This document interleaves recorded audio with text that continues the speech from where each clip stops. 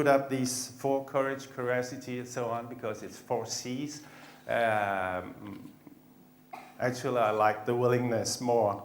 And this is, creativity means going far away and finding new land. And we have a saying at school that a sailor needs to go very far away from the coast if he wants to find new land.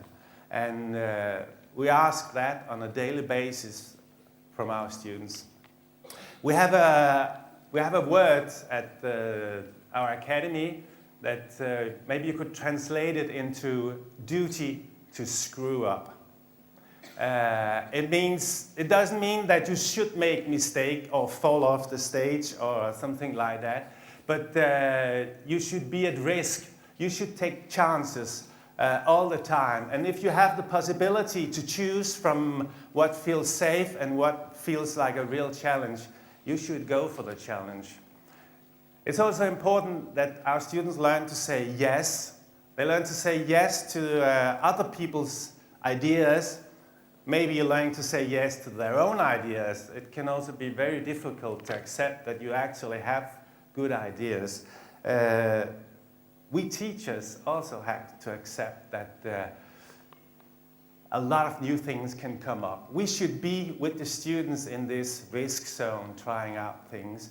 And even, well, it's not on a daily basis, but very often we're in a situation as teachers that we don't know what we're doing because we're working on the basis of what the students want. And we haven't yet understood it, and maybe the students haven't yet understood it, and still we're working in that direction. I would call that working on research. For instance, in the circus department, if there's a student who wants to work on a Chinese pole, and this is high-level acrobatics, he has got an idea of what it could be like if there is a specific turn or way of falling down this stick. And the student, the teacher, he doesn't know how to do it. And the student doesn't know. The student has an idea, and the teacher knows a lot about, has a lot of experience on falling, on turning, and things like that. So together, they try to develop what's possible, and the teacher is there also for basic security. And well, you're at risk also of being a little hurt, not too much. So it can be a discussion between the teacher and the student. Our students work a lot together. Most of what they do is actually group work, developing these projects.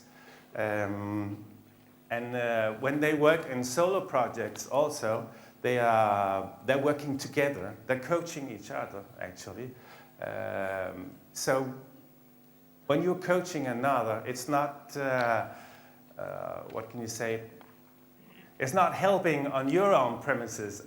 I think you have an okay idea, but I want you to change it like that because then I think it's better.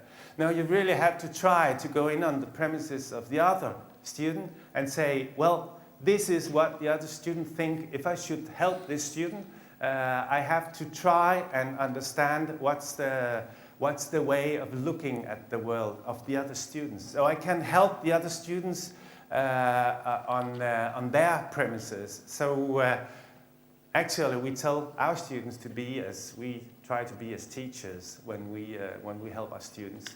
That it's not, we don't want to impose the way we see the world on our students.